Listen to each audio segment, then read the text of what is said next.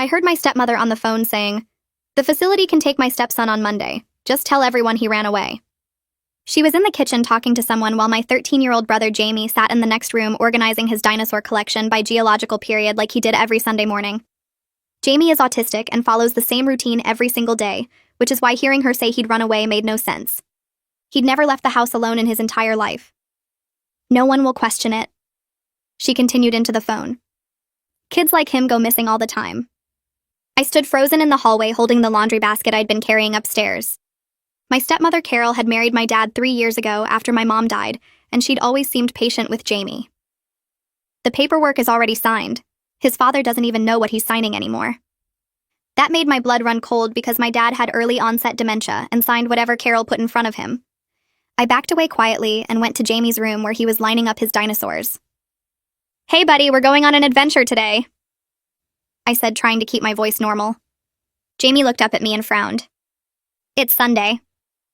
Sundays are for dinosaurs, then lunch at 12:15, then nature documentary at 2. His routine was everything to him, and breaking it caused meltdowns. "I know, but this is a special dinosaur adventure. We're going to the Natural History Museum to see real fossils." That got his attention. Jamie loved fossils more than anything. While he got his jacket, I texted my Aunt Lisa, who lived 2 hours away. "Carol is putting Jamie in an institution tomorrow. Come now."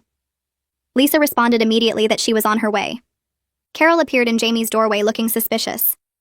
"Where are you taking him?" She used her fake sweet voice. "Museum," I said simply.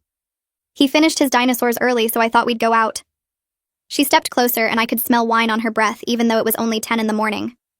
"He needs to stay here. The doctor is coming tomorrow for his evaluation." There had been no mention of any doctor until now. "What evaluation?" I asked while Jamie started getting agitated because we were blocking his path to the door. Carol smiled, but it didn't reach her eyes. "For his own good. He needs professional care, more than we can provide." Jamie started rocking, which he did when stressed. "Need to go. Need to go. Museum closes at 5. Takes 43 minutes to drive there." He'd memorized every detail about the museum. Carol reached for him, but I stepped between them. "We'll be back by dinner." I took Jamie's hand and led him past her. She followed us to the car. "You can't just take him." "I'm his legal guardian now." That was news to me. "Since when?" I asked while helping Jamie buckle his seatbelt. He was counting his dinosaur facts book pages to calm himself. "Since your father signed custody over to me last week. For medical decisions." She pulled out a document from her pocket like she'd been carrying it around waiting for this moment. I looked at it and saw my father's shaky signature at the bottom. "Dad doesn't have the capacity to sign legal documents," I said. "His neurologist said that 6 months ago." Carol laughed. "Prove it. By the time you get a lawyer, your brother will be safe in a facility that can properly handle his needs." That's when Jamie spoke up, surprising both of us. Carol told the man on the phone that the insurance pays $8,000 a month for autistic residential care. She said she needs the money for her sister's surgery. We both turned to stare at him. Jamie rarely acknowledged conversations happening around him. "When did she say that, Jamie?" I asked gently. He thought carefully. "Tuesday at 4:17 p.m. She was in Dad's office. The man's name was Richard. He said the facility is in Nevada." Carol's face went white. "He's lying. He makes things up. That's part of his condition." But Jamie never lied. His brain didn't work that way. He repeated exactly what he heard word for word. Carol grabbed her phone and called someone. "It's falling apart. The sister knows. Get here now." We tried to leave, but she won't let us. A van pulled up within minutes. 2 men got out wearing medical uniforms. "We're here for James," one said. "Family requested transport for psychiatric evaluation." Carol waved the fake custody paper. "I have custody. Take him." Jamie started having a meltdown then, screaming and hitting himself, which he only did in extreme distress. The men moved toward him, but I blocked them. "He's autistic, not psychiatric. You're traumatizing him." That's when our neighbor, Mr. Rodriguez, came out. He was a retired police chief. Requested Reds is on Spotify now. Check out link in the description or comments. He stepped out onto his porch and his eyes went straight to the van, then to Carol, then to the 2 men in fake medical uniforms. He pulled out his phone and held it up. "I already called the real police about a kidnapping in progress. They're 2 minutes out." The 2 men stopped moving toward Jamie. One of them looked at Carol and said they needed to leave. Carol's voice got shrill and desperate. "No, take him now. I have legal custody." but the men were already backing up toward their van because they could hear the sirens getting louder. Mr. Rodriguez kept his phone pointed at all of us, recording everything. His hand was steady like he'd done this 1,000 times before. Carol's face turned completely white when the sirens got close enough that we could tell they were coming to our street. She grabbed one of the men's arms. "You can't leave." We had a deal. He shook her off and got in the van. The other man was already in the driver's seat starting the engine. Carol screamed at them, but they pulled away from the curb and drove off fast. Mr. Rodriguez walked over to me and Jamie. "Keep the boy close. Don't let her touch him." I wrapped my arms around Jamie while he rocked back and forth, counting under his breath. Stegosaurus lived 150 million years ago. Allosaurus lived 155 million years ago. Diplodocus lived 154 million years ago. He always went through his dinosaur timeline when he was scared. 2 police cars turned onto our street with their lights flashing. Carol tried to smooth down her hair and put on a calm face, but her hands were shaking. The first officer out of the car was a woman with dark hair pulled back tight. She looked at all of us standing in the driveway and immediately separated us. "Everyone stay where you are. We're going to talk to each of you separately." Mr. Rodriguez stepped forward. "Officer, I'm Felix Rodriguez, retired police chief from the 5th Precinct. I witnessed the entire incident and I have video evidence on my phone." The officer's expression changed when he said he was former police. She nodded and took his phone to watch the recording. The second officer, a younger guy with red hair, came over to me and Jamie. Carol started talking before anyone asked her anything. "This is a family matter. My stepchildren are upset because I'm trying to get proper care for the autistic one." The female officer held up her hand. "Ma'am, please wait over there. We'll get to you in a moment." She turned back to Mr. Rodriguez's phone and watched the whole video. I could see her face getting more serious as she watched. The male officer knelt down near Jamie, but not too close. "Hey buddy, I'm Officer Mike. Can you tell me what happened today?" Jamie kept rocking and counting. I put my hand on his shoulder. "He's autistic. He needs a minute to calm down." The officer nodded and stood back up. "Take your time." He looked at me instead. "Can you tell me what's going on?" I pulled out the custody document Carol had shown me. "My stepmother says she has custody of my brother, but my dad has dementia. His doctor said 6 months ago that he can't sign legal documents anymore." The officer took the paper and looked at it closely. He called over to his partner. "Sarah, you need to see this." The female officer came over and examined the document. She pulled out her radio. "We need a supervisor here. Possible elder abuse and fraud situation." Carol heard that and her voice got loud again. "That's ridiculous. I'm his wife. I'm trying to help my family." Mr. Rodriguez spoke up from where he was standing. "The 2 men who just left were trying to take the boy by force. The woman called them here specifically to transport him against his will." The female officer, Sarah, wrote everything down in her notebook. She looked at Carol. "Ma'am, who were those men and why were they here?" Carol crossed her arms. "They were medical transport. I arranged for my stepson to be evaluated at a facility." Sarah's pen stopped moving. "What facility?" Carol hesitated. "A residential treatment center in Nevada, for his autism." Sarah and Mike exchanged a look. Mike got on his radio and asked for the license plate number from Mr. Rodriguez's video. Then he called it in to have the van stopped and the men brought back for questioning. That's when Jamie suddenly stopped rocking. He stood up straight and looked right at Sarah. Carol told the man on the phone that the insurance pays $8,000 a month for autistic residential care. She said she needs the money for her sister's surgery. Tuesday at 4:17 p.m., she was in Dad's office. The man's name was Richard. He said the facility is in Nevada. Everyone went quiet. Sarah stared at Jamie. "You heard her say that?" Jamie nodded. "She also said Dad doesn't know what he's signing anymore. She said kids like me go missing all the time and no one questions it." Carol's face went from white to red. "He's lying. He makes things up. That's part of his condition. He doesn't understand what he hears." But Mr. Rodriguez shook his head. "Officer, I've known this boy for 3 years. He's never lied about anything. His brain doesn't work that way. If he says he heard it exactly like that." Sarah asked Jamie more questions. "What else did Carol say on the phone?" Jamie thought for a second. "Richard said the paperwork was ready. Carol said she'd have me there by Monday. Richard said to tell everyone I ran away. Carol said no one would question it because autistic kids go missing all the time." Every word Jamie said matched exactly what I'd heard Carol say on the phone that morning.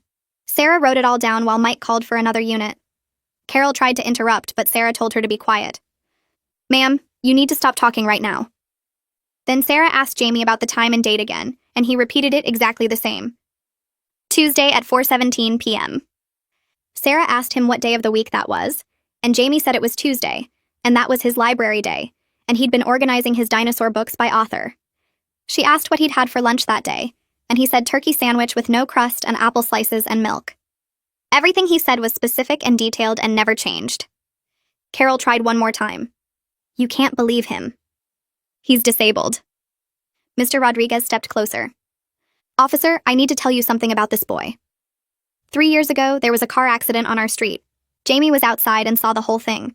When police interviewed him, he described every detail, including the license plate numbers of both cars, the exact time down to the minute, what the drivers were wearing, and the sequence of events. Every single thing he said was confirmed by traffic cameras. The kid's memory is perfect. Sarah looked at Carol with a completely different expression now.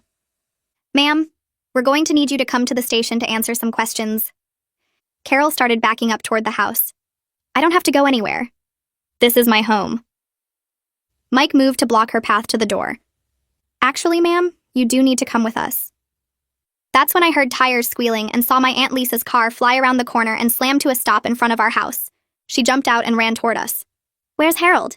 Where's my brother? My stomach dropped. In all the chaos with Carol trying to take Jamie, I'd completely forgotten about Dad. He was still inside the house and had been alone this whole time. Lisa didn't wait for an answer. She ran past the officers and into the house. I started to follow her, but Sarah stopped me. Stay here with your brother. Mike went into the house after Lisa.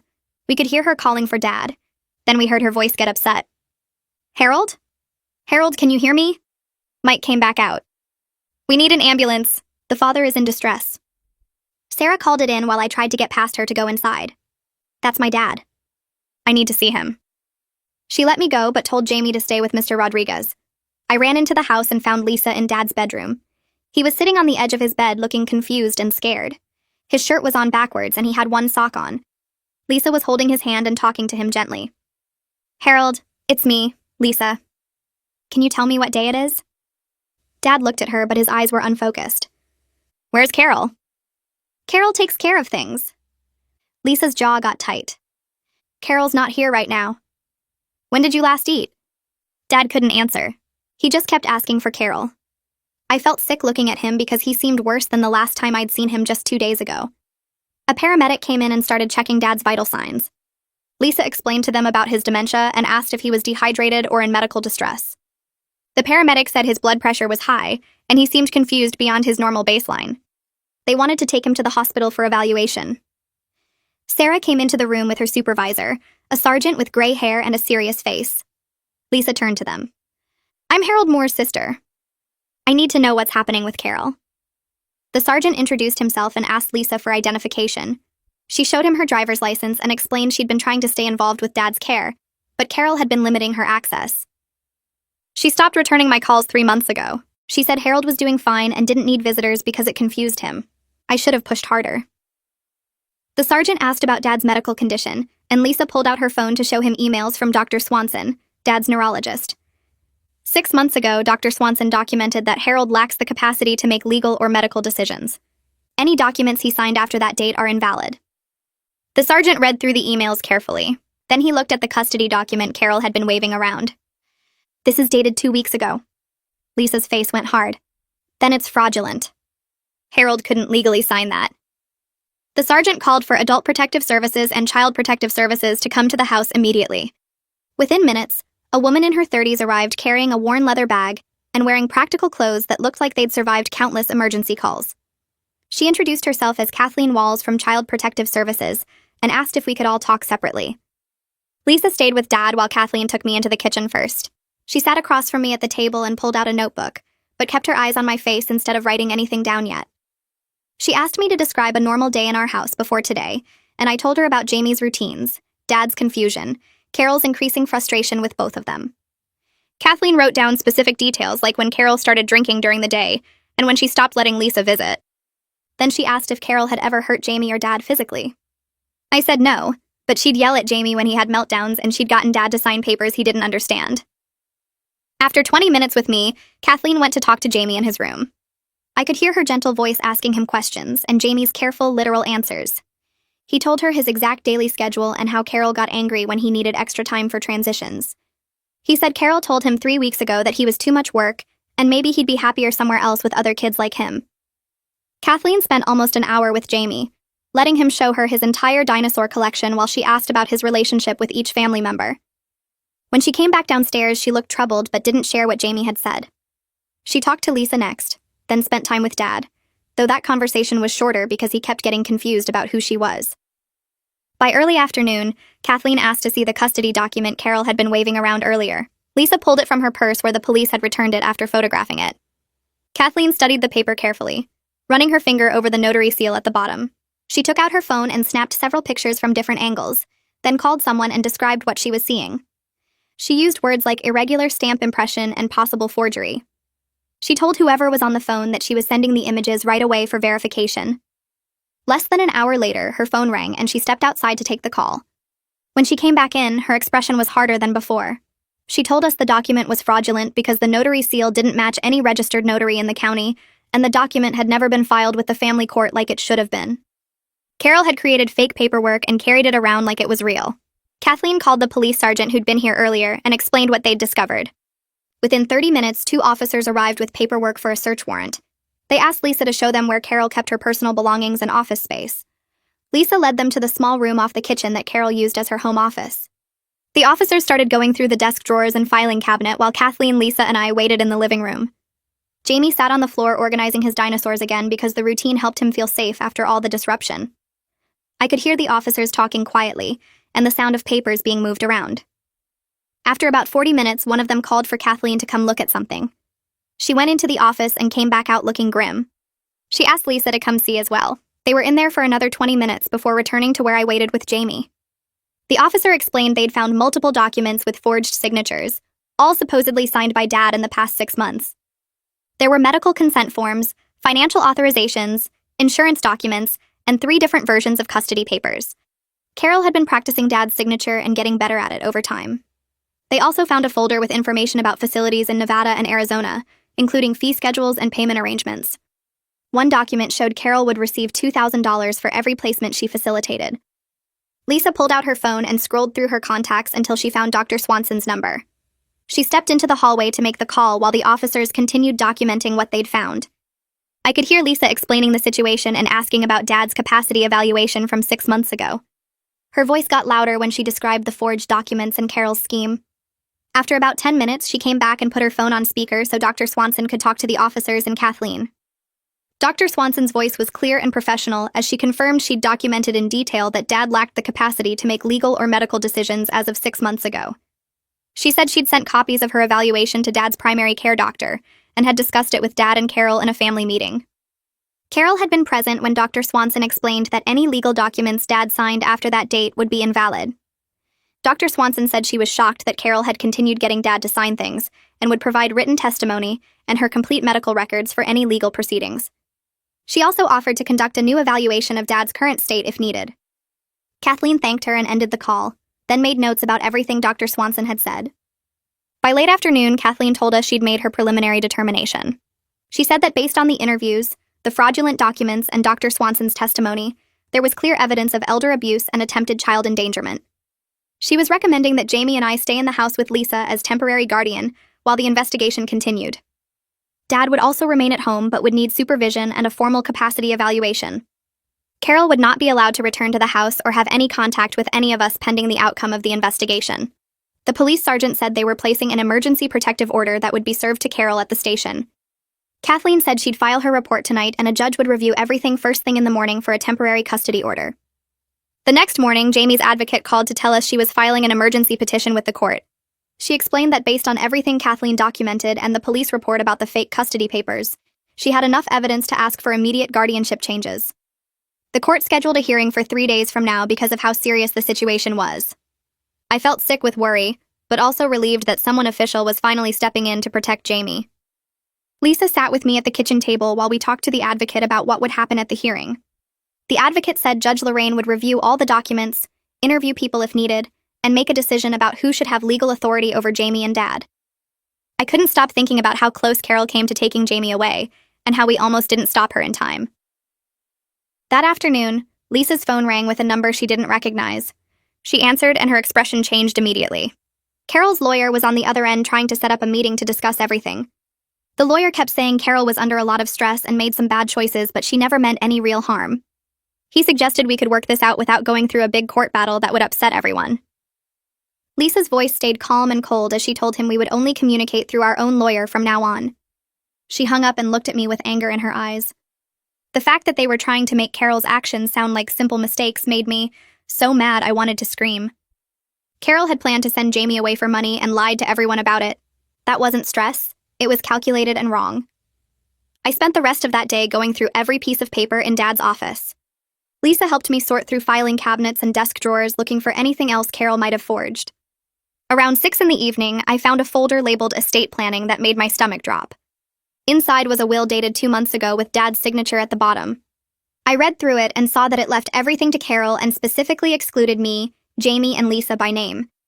The signature looked shaky and wrong, like someone trying to copy Dad's handwriting but not quite getting it right. I called Lisa over and showed her what I found. She took photos of every page and texted them to our lawyer immediately.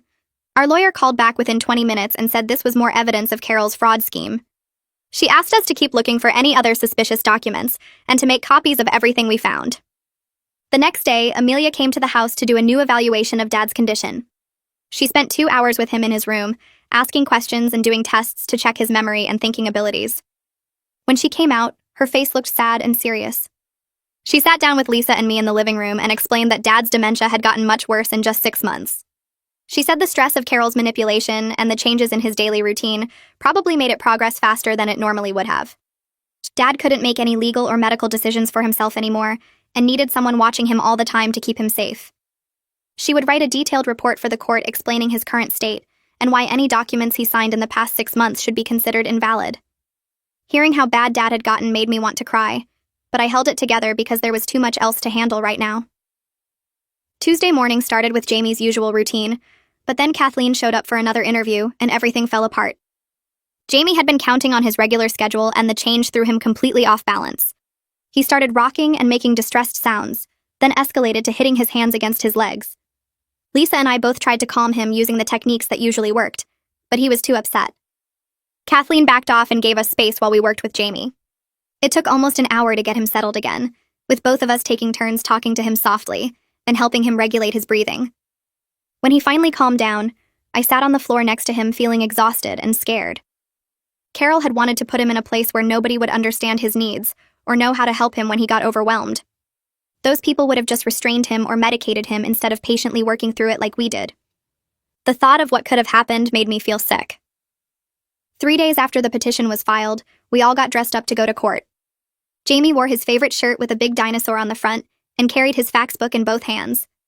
Lisa drove us to the courthouse and we met our lawyer in the lobby. She explained what would happen during the hearing and told Jamie he might be asked some questions by the judge.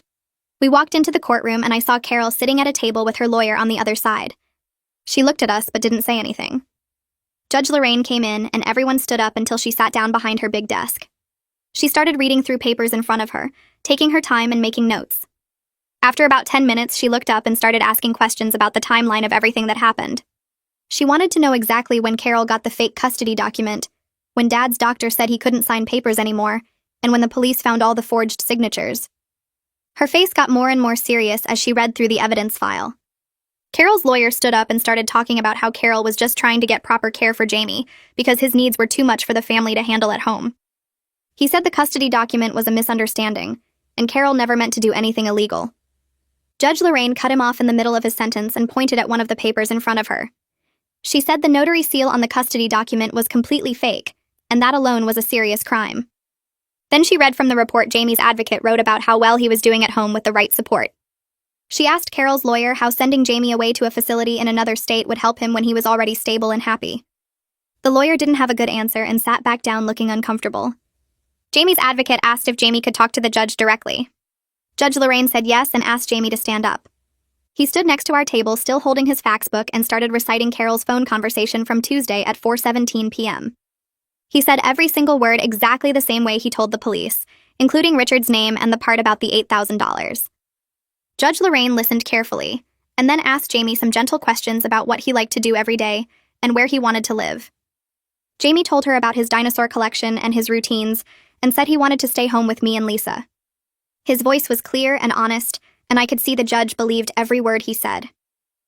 Judge Lorraine took a short break to review everything one more time. When she came back, she said she was granting Lisa emergency temporary guardianship of both Jamie and Dad. She said I would be Jamie's primary caregiver since I was over 18, but Lisa would have the legal authority to make decisions. Carol's rights as a parent and wife were suspended until the criminal case against her was finished. The judge said Carol couldn't contact any of us or come near our house. I felt relief wash over me so strongly that my hands started shaking. Jamie was safe. Dad was safe. Carol couldn't hurt us anymore. We left the courtroom and walked toward the parking lot. Carol came out of a side door and started screaming at us from across the lot. She yelled that we ruined her life and stole her family, and she would make us pay for what we did. Security guards ran over and grabbed her arms to stop her from coming closer. She kept screaming while they put handcuffs on her. One of the guards told us she just violated the protective order the judge put in place and they were arresting her right now. Watching Carol lose control like that scared me because I realized she was desperate enough to do anything. Even with the court order and the police involved, she might still try to hurt us if she got the chance. The next morning, Lisa helped me set up Jamie's new routine chart on the refrigerator with color-coded sections for each part of his day. We wrote down breakfast at 7:30, therapy sessions on Tuesdays and Thursdays, dinosaur organization time on Sunday mornings just like before. Jamie studied the chart carefully and asked 17 questions about what would happen if something ran late or got canceled. I explained we'd built in buffer time between activities so one delay wouldn't mess up everything else. He seemed satisfied with that answer and went to arrange his dinosaur collection in his room using the same system he'd always used. Lisa made phone calls to her boss explaining she needed family leave, and surprisingly they approved 4 weeks immediately. She told me her company had good benefits for situations like ours, and she'd been there long enough to have the time saved up. We interviewed 3 home health aides before finding someone Dad seemed comfortable with. The woman's name was Olivia, and she'd worked with dementia patients for 12 years. She knew how to redirect Dad when he got confused and didn't get frustrated when he asked the same questions repeatedly. By the end of the first week, our household had found a rhythm that actually worked. Jamie followed his routines, Dad had consistent care, and Lisa handled all the legal and medical appointments that kept piling up. 2 weeks after the courthouse incident, a detective called asking us to come to the police station for an interview about Carol's activities. We sat in a conference room with Detective Anderson, who had files spread across the table. He explained they'd been investigating Carol and Richard for the past 10 days and discovered this wasn't their first scheme. They'd been running this operation for 2 years, targeting families with disabled children and elderly relatives. Carol would identify vulnerable families through support groups and online forums, then work her way into their lives. She'd befriend the parents, offer help, gain trust, then start manipulating the situation to get legal control. Once she had guardianship or power of attorney, she'd place the person in Richard's facility and collect kickbacks from the insurance payments. We were the first family who fought back and exposed them before the placement happened. Detective Anderson said they found records of 8 other families where Carol and Richard successfully pulled off the scheme. Those families never realized what happened because Carol made everything look legitimate. The district attorney wanted our full cooperation for prosecution because our case had the clearest evidence of intent and conspiracy. Jamie's recording of the phone conversation combined with the forged documents gave them everything they needed to build a strong case. 3 days later, a financial investigator came to our house with a laptop full of spreadsheets showing where Carol spent the $40,000 she stole from Dad's accounts. I sat at the kitchen table while she walked me through every transaction. Carol withdrew cash regularly and used it for casino visits in Atlantic City. She took 2 trips to Las Vegas that cost $8,000 total. She bought designer clothes and jewelry that showed up on credit card statements. There were payments to a plastic surgery center for procedures she had done. Not a single dollar went toward Dad's care or medical expenses like she claimed. The investigator showed me receipts for things Carol purchased the same week she told Dad she needed money for his medication. She'd bought a $3,000 handbag while Dad went without his prescriptions for 4 days. The sister's surgery story was completely fake. Carol didn't even have a sister according to the background check they ran. She'd made up the entire medical emergency to justify taking money and to make herself look sympathetic. I felt sick looking at the evidence of how thoroughly she'd lied to everyone. The investigator explained they were building a case for financial elder abuse and fraud that would add years to whatever sentence Carol got for the other charges. Carol's lawyer called our lawyer the next week trying to negotiate a plea deal that would keep Carol out of prison. He suggested probation, restitution, and mandatory counseling instead of jail time. Our lawyer told us about the offer during a meeting at his office and asked our opinion. I said absolutely not. Carol had planned to kidnap Jamie and lock him in a facility in another state where we'd never find him. She'd stolen from Dad while he was sick and vulnerable. She'd forged documents and lied to everyone. Lisa agreed with me completely. Our lawyer called the district attorney and told him we opposed any deal that didn't include serious prison time. The DA called us directly 2 days later and explained he had no intention of offering Carol a lenient deal anyway. He said Carol's predatory targeting of vulnerable people and children required the strongest possible consequences. He was pursuing maximum sentences on all charges. Our lawyer told us Carol would likely face 5 to 10 years in prison if convicted on all counts. The fraud charges alone carried 3 to 5 years, and the elder abuse charges added more time. The attempted kidnapping and child endangerment charges could add even more. I felt relief hearing that Carol would face real consequences but also worry about the trial and having to testify about everything that happened. Jamie's advocate came over the following Tuesday with a folder full of information about disability services and support programs we'd never heard of. She sat with Lisa and me at the dining room table and went through each program, explaining what they offered and how to apply. There was respite care funding that would pay for someone to watch Jamie so Lisa and I could take breaks. There were therapy services covered by programs we didn't know existed. There was educational support funding that would help Jamie succeed in the school. The advocate helped us fill out applications for 6 different programs right there at the table.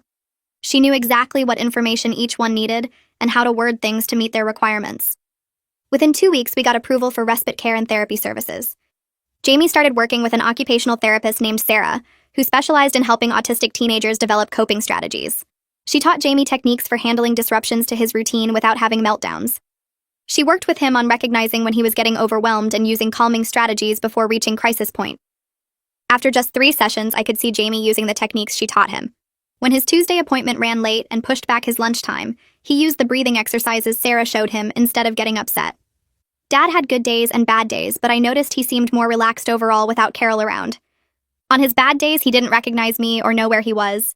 On his good days, he remembered recent events and could have real conversations. One good day, about 3 weeks after everything happened, Dad asked me to sit with him in his room. He looked at me with clear eyes and apologized for not protecting Jamie and me from Carol. He said he knew something was wrong, but his mind wasn't working right and he couldn't figure out what to do. I told him it wasn't his fault and that Carol had exploited his illness deliberately. He cried and said he should have been stronger and should have seen through her lies. I held his hand and explained that dementia wasn't something he could control, and Carol was a skilled manipulator who fooled everyone. He asked about Jamie and seemed relieved when I told him Jamie was safe and doing well. But even during that conversation, I could see him getting tired and confused.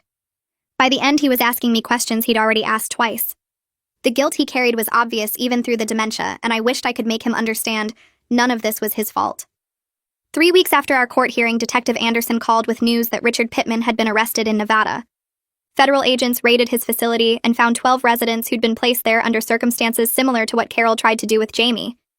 The facility was shut down immediately, and residents were returned to their families or moved to legitimate care facilities. Investigators found records showing Richard had been running this scheme for 4 years, not just 2. Carol was his most successful recruiter, bringing in more placements than anyone else. Families started coming forward with stories matching ours once the news broke about the arrests. A woman in Pennsylvania described how someone befriended her at a support group, then convinced her to place her autistic son in a facility that turned out to be Richard's operation. A man in Ohio told investigators someone gained power of attorney over his mother, then moved her to Nevada against the family's wishes. The case was becoming much bigger than just our situation. The federal prosecutor's office got involved because Richard's operation crossed state lines. Detective Anderson said our case was crucial because we had the clearest evidence and the most detailed documentation of how the scheme worked. Carol's preliminary criminal hearing happened on a cold morning in late November. Lisa, Jamie, and I sat in the courtroom watching Carol enter with her new lawyer. This was the 3rd lawyer she'd hired after the first 2 quit her case. The lawyer stood up and entered a plea of not guilty on all charges. Then he started arguing that Carol had mental health issues that explained her behavior. He said she'd been under extreme stress caring for a husband with dementia and a special needs stepson. He claimed she'd had a breakdown and wasn't thinking clearly when she made poor decisions. The prosecutor stood up and presented psychiatric evaluations, showing Carol was fully competent and understood exactly what she was doing. The judge reviewed the evidence for 20 minutes, then announced her decision. She ordered a psychiatric evaluation by a court-appointed expert to settle the question of Carol's mental state. But she denied bail, citing Carol's violation of the protective order when she confronted us in the parking lot. The judge said Carol had shown she was a flight risk and a danger to our family. Carol would stay in jail until trial. Watching her face when the judge denied bail, I saw real fear for the first time. She'd been so confident and controlling before, but now she was realizing the consequences were real, and she couldn't manipulate her way out. Lisa and I spent weeks discussing whether to sell Dad's house and move somewhere smaller. The house was too big for our needs and too expensive to maintain. Dad needed more care than the current setup provided, and Jamie needed a stable environment designed around his routines. We finally decided selling was the right choice, even though it meant major disruption. We hired a realtor who specialized in quick sales and started the process of sorting through years of accumulated belongings. The hardest part was deciding what to keep and what to let go. I found boxes of Mom's things Dad had saved and spent an afternoon crying while going through her photographs and letters. Lisa helped me pack up the items that mattered and donated or sold everything else. We looked at 12 houses before finding the right one. It was a ranch-style home with 3 bedrooms and a big backyard. Everything was on one level, which would be easier for Dad as his mobility declined. The backyard had a covered patio and plenty of space for Jamie to set up his interests. The neighborhood was quiet and safe. We made an offer and it was accepted within 2 days. Moving day arrived 6 weeks after we decided to sell. I'd been dreading it because major changes were so hard for Jamie, but we'd prepared him carefully. We let him pick out paint colors for his new room. We measured the space and planned exactly where his dinosaur collection would go. We drew maps showing the layout of the new house. We visited 3 times so he could walk through and get familiar with it. On moving day, Jamie surprised me by staying calm and focused. He directed the movers on where to put his furniture and immediately started setting up his dinosaur organization system in his new room. He'd mapped out a new Sunday morning routine that accommodated the different room layout. He showed me his plan with detailed notes about timing and order. His adaptability encouraged me more than anything else that had happened. I'd been so worried the move would cause a major setback, but instead Jamie was showing me he could handle change when he felt safe and involved in the process. By the end of the day, our new house felt more like home than the old one ever had with Carol there. The court-appointed psychiatrist's report arrived 2 weeks after our move. I sat at the kitchen table reading through pages of technical language that boiled down to one clear conclusion. Carol was fully competent when she planned everything. She understood right from wrong. She knew exactly what she was doing when she forged documents and tried to institutionalize Jamie for money. The psychiatrist found no mental illness, no cognitive impairment, nothing that would excuse her actions. Her lawyer's defense strategy collapsed completely. The district attorney called Lisa that afternoon to explain they were moving forward with prosecution on 12 felony counts: fraud, forgery, elder abuse, child endangerment, conspiracy. Each charge carried serious prison time. Lisa put the phone on speaker so I could hear everything. The prosecutor sounded confident about conviction given the evidence we'd gathered. I felt relief mixed with exhaustion because this legal battle was far from over. That same week, I enrolled in online classes to finish my bachelor's degree. Lisa had been pushing me to maintain my own goals instead of becoming only a caregiver.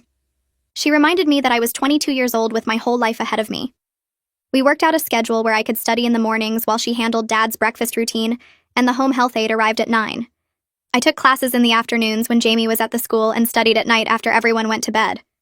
It felt strange focusing on my education while everything else was chaos, but Lisa insisted it mattered. She said losing myself completely to caregiving would help no one in the long run. I registered for 3 classes to start: psychology, sociology, and English composition. The coursework gave me something to focus on besides court dates and medical appointments. Jamie's advocate suggested he try a social skills group for autistic teens that met every Thursday evening at the community center. Jamie resisted at first because Thursdays were for organizing his fossil collection and watching documentaries about prehistoric marine life. But the advocate explained the group focused on special interests and several members loved paleontology. That got Jamie's attention enough to agree to one trial session. I drove him to the community center that first Thursday, feeling nervous about how he'd handle it. The group leader was a special education teacher who understood autism and didn't try to force eye contact or physical interaction. 6 other teens sat around a table sharing facts about their interests. Jamie listened quietly for the first 30 minutes, then suddenly started talking about Cretaceous period marine reptiles. Another boy immediately responded with information about mosasaurs, and they spent the next hour trading facts back and forth. Watching Jamie connect with someone who understood his way of communicating filled me with hope I hadn't felt in months. He came home that night and announced Thursdays would now include social skills group before fossil organization. His ability to adjust his routine when something mattered to him showed growth I hadn't expected. The trial date got set for 3 months away. Our lawyer scheduled multiple preparation sessions to get us ready for testimony. She explained that Carol's defense would try to discredit everything we said. They'd claim Jamie's memory was unreliable because of his autism. They'd suggest I was a jealous stepdaughter who resented Carol's relationship with Dad. They'd paint Carol as a stressed caregiver who made mistakes under pressure rather than a calculating criminal. The lawyer walked us through potential questions and how to answer them clearly without getting emotional. She warned that testifying would be difficult because Carol's attorney would try to confuse and upset us. I felt sick thinking about facing Carol in court, but I was determined to see this through. Jamie needed justice, and Dad deserved protection even if he couldn't understand what was happening anymore. Dad's condition kept declining gradually over those months. He had more bad days than good ones. He'd forget where he was and call out for my mom who'd been dead for 6 years. He'd ask about going to work even though he'd been on disability for 2 years. The neurologist explained that early-onset dementia often progressed faster than the late-onset type. We needed to focus on keeping Dad comfortable and safe rather than hoping for improvement. Lisa and I made the heartbreaking decision to start hospice services. A hospice nurse began visiting 3 times a week to check Dad's vitals and adjust his medications. The nurse was kind and patient, explaining everything in terms we could understand. She said Dad might have months or possibly a year depending on how quickly the disease progressed. Jamie didn't fully grasp what was happening, but he knew Dad was sick. He'd sit with Dad sometimes and read his dinosaur books out loud, even though Dad couldn't follow the words anymore. The simple presence seemed to comfort them both. 2 months before trial, everything changed again. Carol's lawyer contacted the district attorney with a plea offer. Carol would plead guilty to 6 felony counts in exchange for dropping the other charges and a recommended sentence of 7 years in prison. The DA called to ask our opinion because victim input mattered in plea negotiations. Lisa, our lawyer, and I discussed it for hours. Part of me wanted Carol to face all 12 charges and get maximum prison time. But our lawyer explained that trials were unpredictable, and juries sometimes made unexpected decisions. The plea deal guaranteed conviction and significant prison time. More importantly, it meant Jamie wouldn't have to testify. Putting him on the stand would be traumatic, even with preparation. After talking it through with everyone, including Jamie's advocate, we agreed to support the plea deal. 7 years felt like justice, even if it wasn't the maximum possible punishment. The plea hearing happened on a cold Tuesday morning in late November. We all went to court. Me, Lisa, our lawyer, and Jamie's advocate. Jamie stayed home with the health aide because there was no reason to put him through this. Carol stood before Judge Darling wearing an orange jumpsuit because she'd been denied bail after violating the protective order. The judge asked if she understood she was giving up her right to trial by pleading guilty. Carol said yes in a flat voice. The prosecutor read each charge out loud: fraud, forgery, elder abuse, child endangerment, conspiracy, theft. After each one, Judge Darling asked how Carol pleaded. Guilty, guilty, guilty. 6 times Carol admitted what she'd done. She offered no apology or explanation, just mechanical guilty pleas like she was reading from a script. Judge Darling accepted the plea but said she was reserving sentencing for 1 month to review victim impact statements and sentencing recommendations. Carol's lawyer requested she remain free on bail pending sentencing, but Judge Darling denied it immediately. Carol would stay in jail until sentencing. Watching her face when the judge made that ruling, I saw real fear replace the blank expression she'd worn all morning. I spent the next 2 weeks writing my victim impact statement. 5 pages describing how Carol's actions affected our family. The terror I felt when I overheard her phone call. The trauma of watching Jamie have a meltdown while strange men tried to take him. The betrayal of discovering she'd been systematically stealing from Dad and forging his signature for months. The ongoing impact of managing Dad's declining health while trying to maintain some kind of normal life for Jamie. I wrote about the nightmares I still had where Carol succeeded in taking Jamie away. I wrote about the trust issues I now had with anyone new who came into our lives. I wanted Judge Darling to understand the full scope of damage Carol caused to people who'd welcomed her into our family. Lisa wrote her own statement describing the financial burden and emotional toll of becoming an unexpected guardian to her nephew and brother-in-law. Jamie's advocate submitted a statement about the psychological harm Carol intended by trying to institutionalize an autistic child who was thriving at home. We wanted the judge to see Carol's actions weren't just legal violations, but attacks on the most vulnerable members of our family. The sentencing hearing arrived on a Friday morning 3 weeks before Christmas. The courthouse was decorated with wreaths and garland, which felt wrong given what we were there for. Judge Darling spent 20 minutes reviewing the case file, the plea agreement, the victim impact statements, and the sentencing recommendations. Then she looked directly at Carol and started speaking. She said that exploiting vulnerable people, especially children and the cognitively impaired, represented a profound betrayal of trust that struck at the foundation of family and society. She said Carol had targeted her own stepson and husband for financial gain with complete disregard for their well-being or dignity. She said the psychiatric evaluation showed Carol was fully capable of understanding her actions and chose to commit crimes anyway. Judge Darling sentenced Carol to 8 years in prison, 1 year more than the plea recommendation, with no eligibility for early release. The courtroom was silent except for Carol's sharp intake of breath when she heard 8 years instead of 7. Carol was led away in handcuffs by 2 bailiffs. She didn't look at us as she left. I felt relief wash over me because she couldn't hurt us anymore. But I also felt anger at everything she'd done, and sadness that Dad's final years were poisoned by someone he'd trusted enough to marry. Lisa squeezed my hand and we stood up to leave. Our lawyer said she'd file the civil suit next week to recover the stolen money. We walked out of the courthouse into cold December air, and I took my first deep breath in months. It wasn't over completely, but the biggest threat was gone. Carol would be in prison until Jamie was 21 years old. By then, he'd be an adult with his own life and dreams. She'd stolen enough from us already. She wouldn't get the chance to steal his future, too. Our lawyer met with us the following week to discuss the civil case. She sat across from Lisa and me at her office conference table with folders spread out containing bank statements and forged documents. She explained we could sue Carol's estate for the stolen money and go after Richard's organization as co-conspirators. Lisa signed the paperwork authorizing the suit while I watched through the office window as snow started falling outside. The lawyer said Carol's assets were limited, but we might recover some of the $40,000 she'd taken from Dad's accounts. She filed the lawsuit the next day, and Carol's lawyer responded within a week asking to settle. They knew they couldn't win with all the evidence we had. The settlement negotiations took 3 weeks of back-and-forth offers until both sides agreed on $30,000. We'd lost $10,000 to Carol's spending, but getting most of it back felt like a small victory. The money went straight into a trust account that our lawyer set up for Dad's care expenses and Jamie's future needs. It wouldn't solve everything, but it eased the constant worry about medical bills and therapy costs. Lisa handled all the financial paperwork while I focused on managing Dad's daily care and Jamie's routines. Dad started declining faster over the next few months. His good days became less frequent and he'd forget who we were for hours at a time. The home health aide came every morning to help him shower and dress because he couldn't manage those tasks anymore. Jamie noticed the changes but didn't understand what they meant. He'd sit on the floor next to Dad's chair reading his dinosaur encyclopedia out loud, even when Dad stared blankly at the television. I asked Jamie once why he kept reading when Dad didn't respond. He looked at me confused and said Dad always liked hearing about dinosaurs, so he should keep hearing about them. The simple logic made my chest hurt. Dad seemed calmer when Jamie was nearby, even if he couldn't follow the words anymore.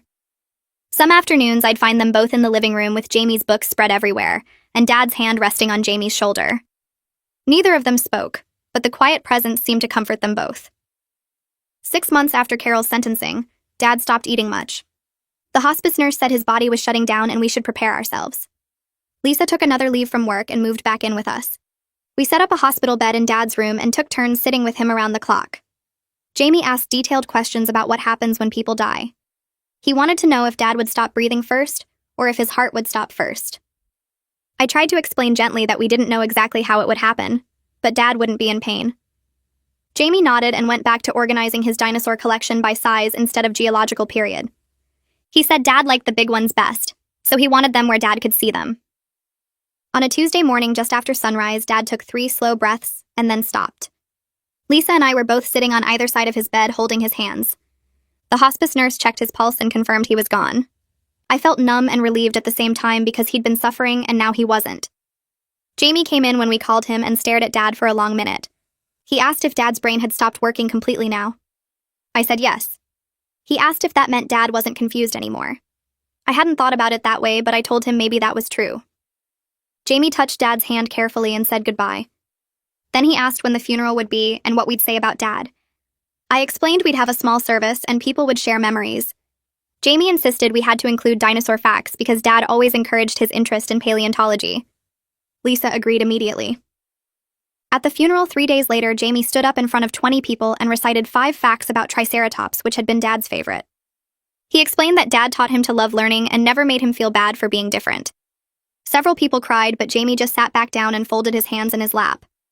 The court scheduled a hearing 2 weeks after Dad's funeral to finalize permanent guardianship. Lisa had been Jamie's temporary guardian, but now we needed to make it official. Judge Darling reviewed all the documents and asked Jamie if he understood what guardianship meant. Jamie explained in precise detail that Lisa would make legal decisions for him, but I would still be his primary caregiver, and we'd work together. The judge smiled and said that was exactly right. She signed the guardianship order and told our family she was impressed by how we'd protected Jamie and supported each other through crisis.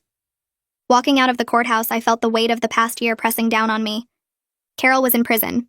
Dad was gone. But Jamie was safe, and that's what mattered most. I finished my final semester of college 8 months after everything started. Balancing classes with Jamie's care and the legal proceedings had been brutal, but I'd managed to complete all my requirements. Lisa and Jamie came to my graduation ceremony and sat in the 4th row cheering when my name was called. I walked across the stage thinking about how close I'd come to dropping out when Carol tried to take Jamie. My academic advisor had helped me navigate extensions and incomplete grades so I could finish despite everything. After the ceremony, I checked my email and found an acceptance letter from a graduate program in social work. I'd applied on a whim, inspired by Kathleen, the social worker, and Jamie's advocate who'd helped us so much. The program would let me help other families facing similar crises. Lisa hugged me hard when I showed her the acceptance letter. She said Mom would be proud. Jamie turned 14 in July, and his special interests started expanding. He still loved dinosaurs, but now he spent hours researching paleontology programs at different universities. He made spreadsheets comparing curriculum requirements and faculty research interests. He asked me detailed questions about college applications and what grades he'd need. I helped him research schools with good disability support services because he'd need accommodations for his autism. He printed out information about 5 universities and ranked them by the quality of their fossil collections. His dreams were becoming real plans, and watching him think about his future filled me with hope. He'd gone from being a target for Carol's exploitation to being a kid planning his education. That transformation felt like the biggest victory. Lisa decided to sell her old place and move permanently to our city.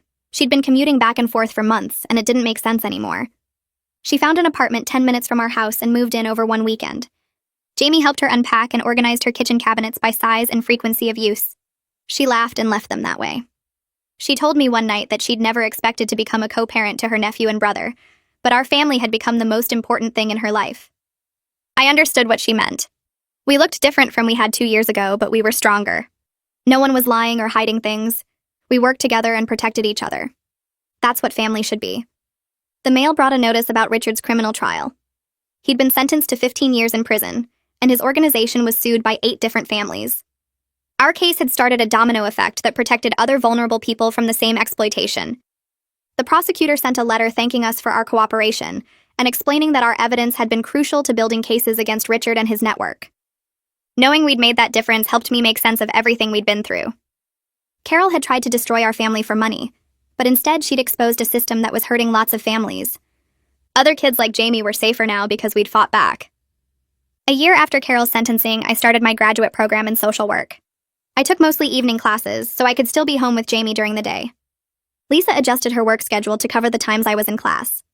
We developed smooth routines that let everyone pursue their goals while making sure Jamie had consistent support. He was doing well in 8th grade and had joined a paleontology club that met twice a month. The club took field trips to dig sites and museums. Jamie came home from each trip talking nonstop about fossils and rock formations. His autism meant he processed the world differently, but with the right support, he was thriving. I watched him grow more confident each month and felt grateful we'd protected him from Carol's plan. She'd wanted to institutionalize him for profit.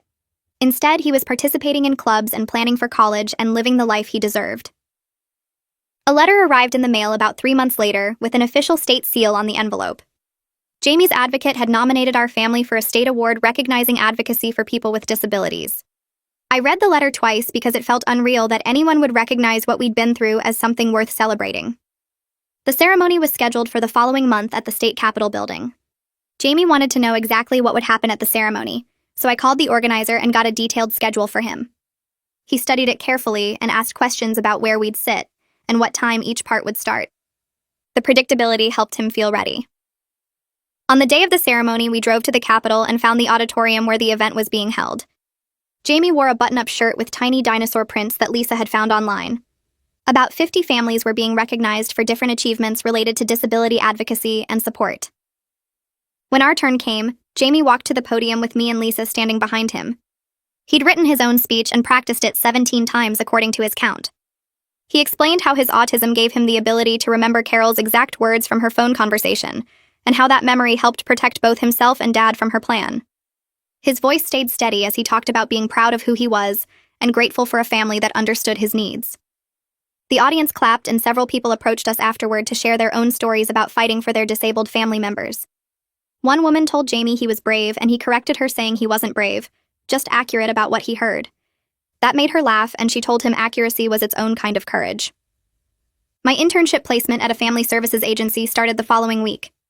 I worked with families navigating guardianship and disability systems, helping them understand their options and find resources. The work challenged me because every family's situation was different, and the systems were complicated. I met parents trying to protect their adult disabled children from predatory caregivers. I met siblings taking on guardianship responsibilities they never expected. I met grandparents raising disabled grandchildren after their own children died or disappeared. Each case reminded me of our experience with Carol and how close we'd come to losing Jamie. I used what we'd learned to help these families avoid similar traps. I showed them how to document everything, how to question suspicious documents, how to demand second opinions on medical decisions. Every family I helped felt like honoring what we'd survived and making Dad's memory count for something beyond just our household. Lisa started dating someone she met through a support group for kinship caregivers. His name was Noah, and he'd raised his nephew after his sister went to prison for drug charges. They understood each other's lives in ways most people couldn't. Lisa brought him to dinner one evening, and Jamie interviewed him about his favorite dinosaur and whether he knew the difference between the Triassic and Jurassic periods. Noah answered seriously and admitted he didn't know much about dinosaurs, but was willing to learn. That satisfied Jamie's requirements for approval. Watching Lisa rebuild her personal life while maintaining her commitment to us showed me that caregiving didn't mean giving up everything else. We could have our own identities and dreams and relationships while still being there for each other. She'd sacrificed a lot to help us, but she wasn't sacrificing her whole future. That balance seemed important. The mail brought an acceptance letter for Jamie from a summer program for teens interested in paleontology at a natural history museum 2 hours away. He'd applied 3 months earlier with help from his school counselor. The program ran for 2 weeks with participants staying in supervised dorm housing on a college campus. Jamie read the acceptance letter 4 times, and then asked detailed questions about the daily schedule, roommate assignments, and what would happen if he had a meltdown. We contacted the program coordinator, who explained they had experience with autistic participants and would work with Jamie's needs. We prepared carefully, packing his comfort items and creating a visual schedule for each day. He called home every evening to report what fossils he'd examined and what he'd learned. When we picked him up at the end of 2 weeks, he talked nonstop during the entire drive home about Cretaceous period marine reptiles and the proper techniques for fossil preparation. The program had been his first extended time away from home, and he'd managed it successfully. 2 years after everything started with Carol's phone call, I walked across the stage at my graduate school ceremony to receive my master's degree in social work. Lisa and Jamie sat in the audience cheering louder than anyone else. I'd accepted a job at a nonprofit specializing in disability rights and family advocacy starting the following month. The position would let me work directly with families while also helping shape policies and programs. After the ceremony ended, Jamie approached the microphone during the reception, when they were invited family members to speak. He'd written a speech without telling anyone. He talked about how I'd protected him when Carol tried to send him away, and how family meant showing up for each other even when things got hard. He said I'd taught him that protecting people you love was the most important work anyone could do. His words made me cry in front of everyone, and I didn't care who saw. We established a small scholarship fund in Dad's name for students with disabilities pursuing science education. Jamie helped design the application criteria, insisting it should focus on passion and potential rather than grades. He said some of the smartest people he knew didn't do well on tests, because tests measured the wrong things. We set up the fund with money recovered from the civil suit against Carol, plus donations from family and friends. The first recipient was an autistic girl who wanted to study marine biology. She sent Jamie a thank you letter describing her dream of researching whale communication patterns. Jamie wrote back with a list of recommended books about marine mammal evolution. A notice arrived from the parole board 5 years after Carol's sentencing. She was eligible for parole, and we had the right to submit statements about her release. Lisa, Jamie, and I each wrote statements opposing her parole. I described how her actions had traumatized Jamie and stolen Dad's final years. Lisa explained the ongoing impact of Carol's betrayal on our family's ability to trust others. Jamie wrote a factual account of Carol's plan and her lack of remorse during the plea hearing. The parole board held a hearing, and we attended to make sure our voices were heard. They denied Carol's application, citing her lack of remorse and the severity of her crimes against vulnerable family members. We left the hearing feeling relieved, but also ready to move forward regardless of her status. Carol's presence or absence didn't define us anymore. Jamie turned 16 and started thinking seriously about his future beyond just loving dinosaurs. He was thriving in the school with a small group of friends who shared his interests in science and natural history. They met twice a week to watch documentaries and argue about evolutionary theories. Jamie researched colleges with strong paleontology programs and good disability support services. He made spreadsheets comparing schools based on faculty research, fossil collections, campus accessibility, and autism support resources. He asked me detailed questions about college applications, financial aid, and what living in a dorm would be like. His dreams were becoming concrete plans with timelines and action steps. He wanted to study vertebrate paleontology and maybe work at a museum or teach at a university someday. Those goals seemed completely achievable with the right support. Lisa and Noah got engaged on a Saturday morning during breakfast when he asked her while she was eating cereal. She said yes immediately and called us right away. Jamie and I helped plan the wedding, which they wanted to keep small and focused on family. The ceremony happened in a garden with about 30 guests. During the reception, Jamie gave a toast he'd prepared and practiced. He talked about how Lisa had saved us and built a real family from the broken pieces Carol left behind. He said Lisa taught him that family wasn't just about biology, but about people who showed up when things got hard and stayed even when it would be easier to leave. He welcomed Noah to our family and told him the expectations included learning about dinosaurs and being available for emergency phone calls.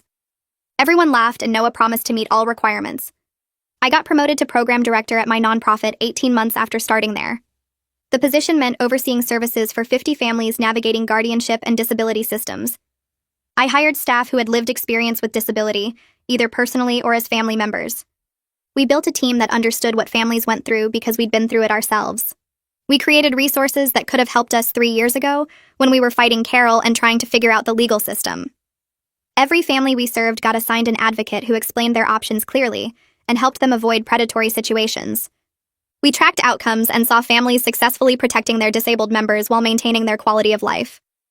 The work felt meaningful in ways my old plans never had. Dad's memorial service happened 3 months later, and Jamie read from his dinosaur book because that felt right. The funeral director looked confused, but I told him it was perfect. Jamie explained how paleontologists study extinction events to understand how life adapts and continues, and everyone understood what he meant without him having to say it directly. Carol remained in prison, her appeals denied one after another because the evidence against her was overwhelming. Richard Pittman got 15 years for his facility fraud scheme, and investigators found 11 other families he'd targeted the same way he tried to target us. Our case started everything unraveling for him. Lisa sold her house and moved into the neighborhood, buying a place 2 streets over so she could be close, but we all had our own space. She met someone at a support group for kinship caregivers, a teacher named Noah who had custody of his nephew, and they understood each other's lives in ways other people couldn't. I finished my degree online while working part-time at a nonprofit that helped families navigate disability services and guardianship issues. Every family I helped felt like honoring what we survived. Jamie turned 16 and started researching colleges with strong paleontology programs and good autism support services. He made spreadsheets comparing schools and asked me questions about dorm life and meal plans. His future was real and possible. Lisa and Noah got married in a small ceremony where Jamie gave a toast about family being the people who show up when things get hard. I got promoted to program director, hiring staff who had lived experience with disability. We built resources that could have helped us 3 years ago. 3 years after everything started, our family was different but stronger. Jamie excelled in advanced science classes and had friends who shared his interests. Lisa was happily married, but still came over twice a week for dinner. I made a real difference at work while staying Jamie's primary support. We healed without forgetting what we survived. On a Sunday morning, I watched Jamie organize his dinosaur collection by geological period, just like he did the day everything changed. But now he did it in a safe home with people who loved and protected him, planning a future where his autism was supported rather than exploited. We didn't just survive Carol's betrayal. We built something better from it, and that victory mattered most.